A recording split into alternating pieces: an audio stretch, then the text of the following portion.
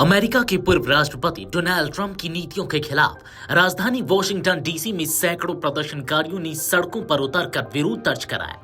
यह विरोध सिर्फ राजधानी तक सीमित नहीं रहा, बल्कि न्यूयॉर्क, शिकागो समेत दर्जनों शहरों में भी जनता ने ट्रंप प्रशासन की आंतरिक और विदेशी नीतियों के खिलाफ प्रदर्शन किए।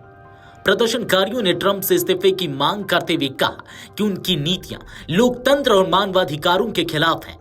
इन प्रदर्शनों की मुख्य वजह ट्रंप के कार्यकाल में प्रवासियों के खिलाफ सख्त कार्रवाई, फेडरल कर्मचारियों की बर्खास्तगी और गाजा तथा यूक्रेन में जारी युद्धों पर ट्रंप के रुख को लेकर था।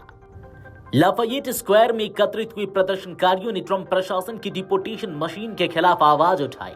एक प्रदर्शनकारी ने कहा, जैसे ट्रंप और उनका प्रशासन अमेरिका की निर्वाचन प्रणाली को हथियार बना रहे हैं, हम अपने पड़ोसियों की रक्षा के लिए संगठित होंगे। प्रदर्शन के दौरान लोगों ने workers should have the power और ड्यू प्रोसेस जैसे बैनर भी उठाए हुए थे। कई प्रदर्शनकारियों ने उन प्रवासियों के समर्थन में नारे लगाए जिन्हें ट्रंप प्रशासन द्वारा देश से निकाला गया या निकालने की कोशिश की जा रही है। ट्रंप के कार्यकाल की शुरुआत के बाद से ही उन्होंने अपने अरबपति सहयोगी एलन मस्क के साथ मिलकर फेडरल सरकार में भारी कटौती की है। मीडिया रिपोर्ट्स के अनुसार अब तक 2 लाख से अधिक फेडरल कर्मचारियों को बर्खास्त किया जा चुका है। प्रदर्शनकारियों का कहना है कि यह कदम न केवल कर्मचारियों के लिए न्यायपूर्ण है, बल्कि इससे देश की प्रशासनिक व्यवस्था पर भी गहरा असर पड़ा है। इसके साथ ही ट्रंप प्रशासन ने कई सरकारी एजेंसियों को भी बंद करने की कोशिश की है, जिससे नागरिक सेवाएं बाधित हुई हैं। व्हाइट हाउस के बाहर प्रदर्शन कर रहे लोगों ने फिलिस्तीनी झंडे लहराते हुए फ्री फिलिस्तीन और स्टॉप आर्मिंग इजराइल जैसे नारे लगाए।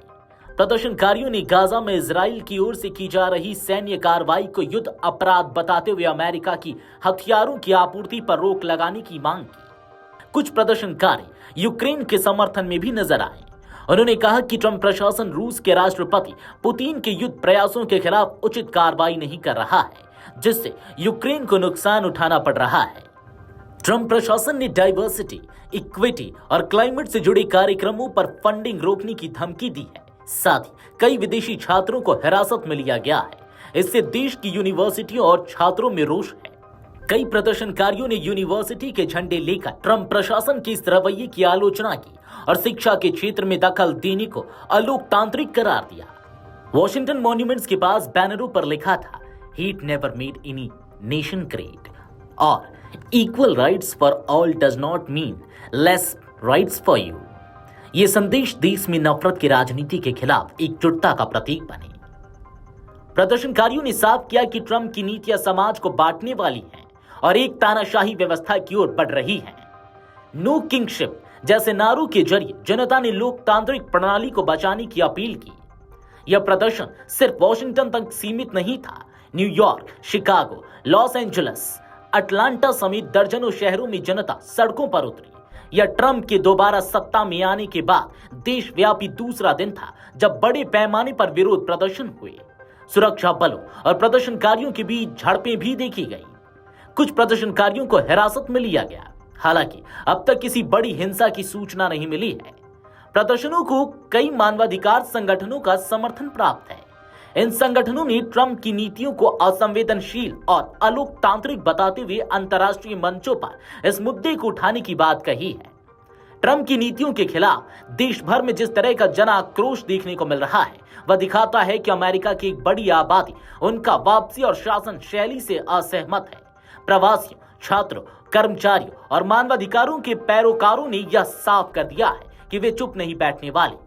अगले कुछ हफ्तों में इन आंदोलनों का क्या असर होगा, यह देखना दिलचस्प होगा।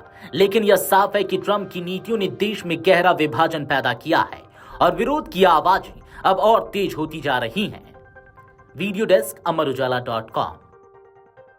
अगर आप ये वीडियो YouTube पर देख रहे हैं तो हमारे चैनल को सब्सक्राइब कर बेल आइकन दबाएं और Facebook पर देख रहे हैं तो हमारे पेज को लाइक करें। 8 मिलियन प्लस सब्सक्राइबर, आपके इस भरोसे के लिए बहुत धन्यवाद।